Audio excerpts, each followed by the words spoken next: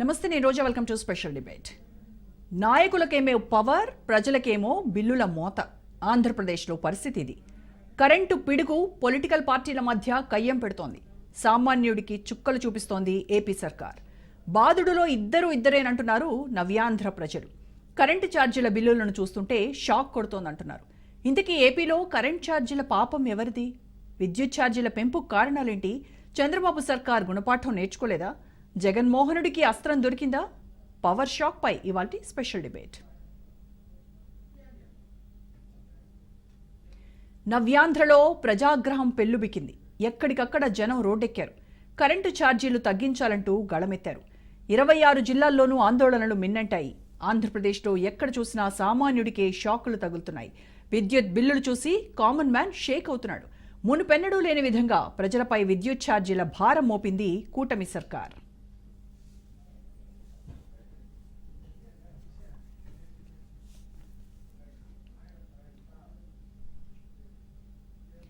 ఒక్కటి కాదు, రెండు కాదు, ఏకంగా 15,485 కోట్ల రూపాయల భారం మోపింది చంద్రబాబు ప్రభుత్వం. ఇప్పటికే 6,072 కోట్ల వసూళ్లకు శ్రీకారం చుట్టింది. 2025 జనవరి 1 నుంచి 9,412 కోట్ల రూపాయలు వసూలు చేసేందుకు సిద్ధమవుతున్నారు విద్యుత్ శాఖ అధికారులు.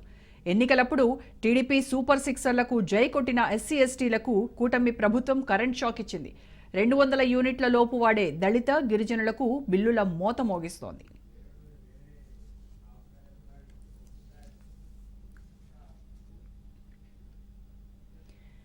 ప్రజలపై కూటమి సర్కార్ అదనపు భారాన్ని మోపుతోందని ఆరోపిస్తోంది వైసీపీ. పెంచిన విద్యుత్ ఛార్జీలు సామాన్యులకు భారంగా మారాయంటూ జగన్ సైన్యం జంగ్ సైరన్ మోగించింది. రాష్ట్ర వ్యాప్తంగా నిరసనలకు పిలుపునిచ్చింది వైసీపీ. సూపర్ సిక్స్ పేరుతో అధికారంలోకి వచ్చిన 6 నెలల్లోనే ప్రజలపై 15,000 కోట్ల అదనపు భారాన్ని వేయటం దారుణమన్నారు ఫ్యాన్ పార్టీ లీడర్లు. తక్షణమే పెంచిన విద్యుత్ ఛార్జీలను తగ్గించాలని డిమాండ్ చేస్తున్నారు. ఇప్పుడు జగన్మోహన్ రెడ్డి గారు పెద్ద ఎత్తున పెంచామునని మా మీద విష ప్రచారం చేసి డిస్కంలకు దాదాపు 87,000 కోట్ల రూపాయల అప్పును మిగిల్చినటువంటి చంద్రబాబు నాయుడు గారు 2019 సంవత్సరంలో ఈ రోజున అధికారంలోకి రావటానికి విద్యుత్ ఛార్జీలనే పెంచనని చెప్పటం ద్వారా ప్రతి రాష్ట్రంలో ఉన్న ప్రతి వినియోగదారుని మీద ప్రతి నెల దాదాపు 400 రూపాయల అదనంగా భారం మోపబడింది. నవంబర్ నెలలో 6,075 కోట్ల రూపాయలు, డిసెంబర్ నెలలో 9,000 కోట్లకు పైగా వినియోగదారుల మీద భారం మోపి ఇది కూడా జగన్మోహన్ రెడ్డి గారి మీదనే తోసేటువంటి ప్రయత్నం చేస్తున్నాడు. ఇది ఇంధన సర్దుబాటు అనే పేరు ఒకటి తీసుకొని వచ్చి జగన్మోహన్ రెడ్డి గారు చేసినటువంటి పనుల కారణంగానే నేను పెంచాల్సి వస్తోందేనని చంద్రబాబు నాయుడు అధికారంలోకి వచ్చిన రోజు నుంచి తానిచ్చినటువంటి ప్రతి వాగ్దానానికి జగన్మోహన్ రెడ్డి గారినే బూచిగా చూపించి ఆయన వల్లనే మేము చేయలేకపోతున్నామునని ఎన్నికలప్పుడేమో జగన్మోహన్ రెడ్డి 3.5 లక్షల కోట్లేంది, నేను అదనంగా మరొక 2.5 లక్షల కోట్ల రూపాయల పైగా రాష్ట్ర ప్రజలకు, పేద ప్రజలకు అందరికీ కూడా నేను వాళ్ళ అవసరాలను తీర్చే విధంగా నిధులు సమకూరుస్తాను అని. ఇక మరోవైపు వైసీపీ ఆందోళనలు హాస్యాస్పదం అంటున్నారు టీడీపీ లీడర్లు. అంతా జగనే చేశారంటూ తెలుగు తమ్ముళ్లు ఆగ్రహం వ్యక్తం చేస్తున్నారు. గత ప్రభుత్వ పాపాలే శాపాలుగా మారిపోయాయని మండిపడుతున్నారు. జగన్ హయాంలో 9 సార్లు విద్యుత్ ఛార్జీలు పెంచారని గుర్తు చేస్తున్నారు తెలుగు తమ్ముళ్లు.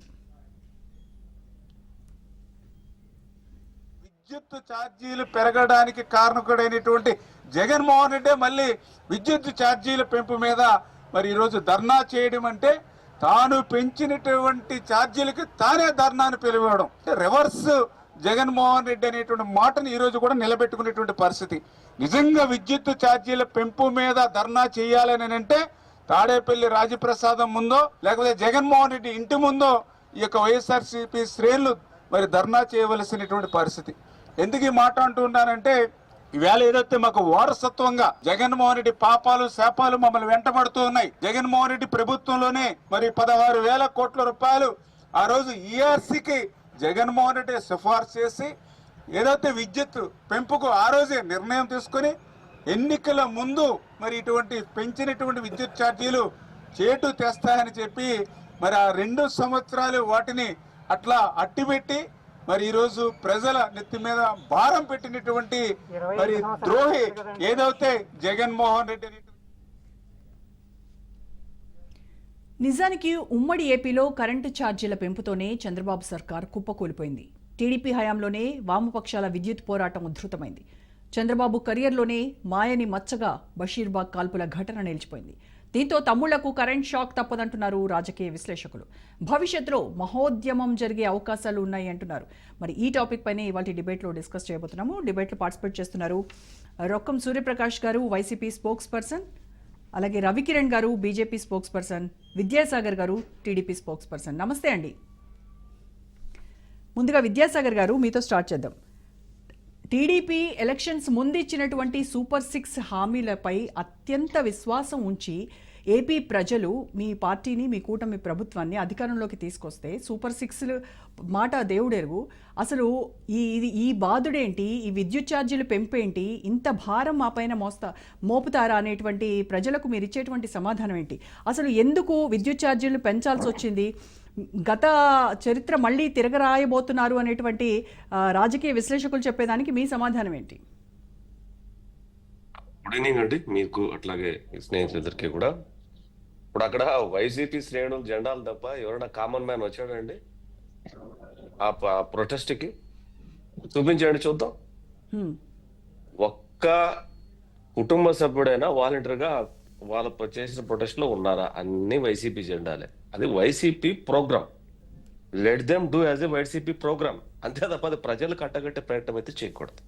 ఓకే, ప్రజల నుంచి నిరసన రాలేదు అంటే ప్రజల నుంచి నిరసన వచ్చినట్టయితే జెండాలు ఎక్కడ కనబడవు. ఎందుకు కనపడతాయండి? వాలంటీర్ గా వస్తే, అదే వాలంటీర్ గా వస్తే జెండాలు ఉండవు. వాళ్ళు వాలంటీర్ గా ప్రజల్లోంచి వచ్చింది ఏదైతే వాళ్ళు వాలంటీర్ గా మాట్లాడతారు తప్ప జెండాలు పట్టుకొని తిరిగి ఇది ప్రజల అజెండా, ప్రజల అంటే మాట్లాడితే వైసీపీ జెండా ప్రజల అజెండానా? వైసీపీ జెండాను తిరస్కరించారు కాబట్టే ఈరోజు కూటమి ప్రభుత్వానికి అన్ని సీట్లు వచ్చాయి. సో ఇక్కడ అంటే మీరు స్టార్టింగ్ రిమార్క్స్ లో చెప్పేటప్పుడు బషీర్ బాగు వాడు ఆ రోజు కూడా జరిగింది కుట్రే.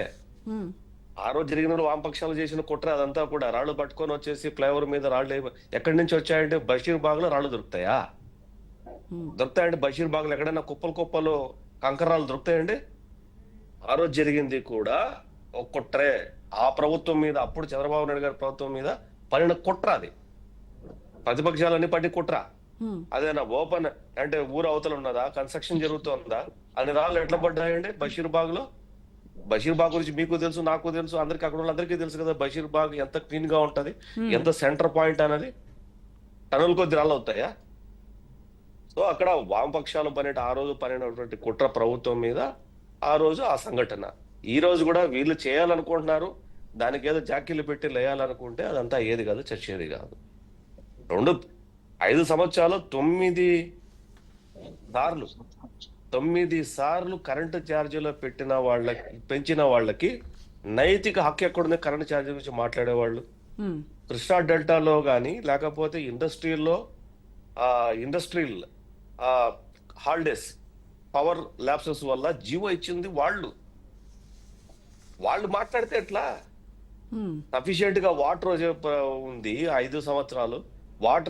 వాటర్ నుంచి వచ్చేటటువంటి విద్యుత్ ప్రొడ్యూస్ చేయలేక చేతులు ఎత్తేసి ఊర్ల మీద వదిలేసి డ్యాములు గేట్లు ఎత్తేసి నీళ్లను సముద్రంలో కలిపేసి 9 సార్లు విద్యుత్ ఛార్జీలు పెంచడమే కాకుండా క్రాప్ హాలిడే ఇచ్చే పరిస్థితి విద్యుత్ లేక, అట్లాగే ఇండస్ట్రియల్ హాలిడేస్ ఇచ్చే పరిస్థితి. ఆ జియో కాపీస్ బహిరంగ సత్యం అది. ఇక రెండో విషయానికి వస్తే, ఈ పీపీపీలు ఏవైతే ఉన్నాయో, గవర్నమెంట్ ఆఫ్ ఇండియా ఇచ్చేటువంటి పీపీపీలు ఏవైతే ఉన్నాయో వాటి మొత్తం రద్దు చేసేసి ఇప్పుడు సెకీ నుంచి మనం చూసాం కదా, సెకీ నుంచి విద్యుత్ కొనుగోలులో అదాని యొక్క పాత్ర American federal bureau of investigation ఇచ్చేటువంటి ఛార్జ్ షీట్. అంటే విద్యుత్ రంగంలో లంచాలు తీసుకున్న వాళ్ళు కూడా విద్యుత్ గురించి మాట్లాడతారా? విద్యుత్ కొనుగోలు లంచాలు తీసుకున్న వాళ్ళు మాట్లాడే నైతిక హక్కు ఉంటుందా? ఈ అడ్జస్ట్మెంట్ ఏదైతే బిల్ ఉందో ఇది తెలుగుదేశం ప్రభుత్వం జీవో కాదు. Is there any GO like that you show I'm asking the YCP people show the document. అంటే ఇప్పుడు కేవలం గత ప్రభుత్వం ఏదైతే తప్పిదాలు చేసిందో వాటి ఫలితంగానే మళ్ళీ ఇప్పుడు ఛార్జీలు పెంచాల్సినటువంటి ఇప్పుడు అవసరం ఏర్పడిందని అంటారు. నేనేం అడుగుతానంటే విద్యుత్ ఛార్జీలు కొత్తగా ఈ కూటమి ప్రభుత్వం పెంచినట్టు వాళ్ళ దగ్గర డాక్యుమెంట్ ఉంటే దయచేసి చూపించమని అడుగుతున్నా. కొత్తగా ఎన్ని జీవో కానీ, ఎన్ని సర్క్యులర్ కానీ, ఎనీ లేకపోతే డిపార్ట్మెంటల్లో వాళ్ళు ఏమైనా ఇంటర్నల్ సర్క్యులర్స్ కానీ ఏమన్నా ఉంటే చూపించమని చెప్పండి. మ్మ్. ఇప్పుడు వీళ్ళు ఇచ్చినప్పుడు ఓటండి, విద్యుత్ అనేది కేంద్రానికి రాష్ట్రానికి రెండింటికి సంబంధించినటువంటి విషయం అయిపోయింది ఇప్పుడు. అంతకుముందు ఒక రాష్ట్ర 20 సంవత్సరాలు మీరు చెప్పేటట్టు బషీర్ బాగ్ అప్పుడు కేంద్ర ప్రభుత్వానికి సంబంధం లేదు, కేవలం రాష్ట్రాల గురించి మాత్రమే ఉండేది. అప్పుడంత నేషనల్ గ్రిడ్స్ ఏం లేవు.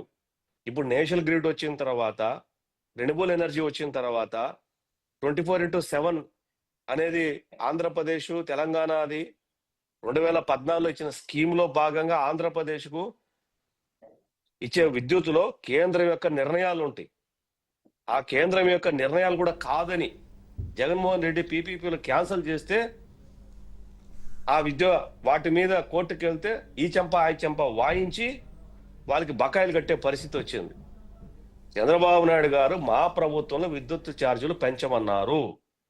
కూటమి ప్రభుత్వంలో నేను అడుగుతున్నాను, కూటమి ప్రభుత్వం వచ్చిన తర్వాత విద్యుత్ ఛార్జీలు పెంచేదానికి అనుమతినిస్తూ ప్రభుత్వం ఇచ్చినటువంటి జీవో కాపీ కానీ, ఆర్డర్ కాపీ కానీ వైసీపీ చూపించగలదా? ఇవన్నీ పాత పాపాలు ఆంధ్రప్రదేశ్ ను వెంటాడుతున్నాయి అనేది మొదటి నుంచి చెప్తూ వస్తున్నాం మేము. వాళ్ళు చేసిన పాపాలు మామూలు పాపాలు కాదు. ఇప్పుడే కాదు, నేను రాజశేఖర రెడ్డి ఆ రోజు 2004లో 2004లోనే ముఖ్యమంత్రి అయిన తర్వాత దిగిపోయే నాటికి ఆ రోజు పోయినటువంటి విద్యుత్ బకాయిలు 32,000 కోట్లు.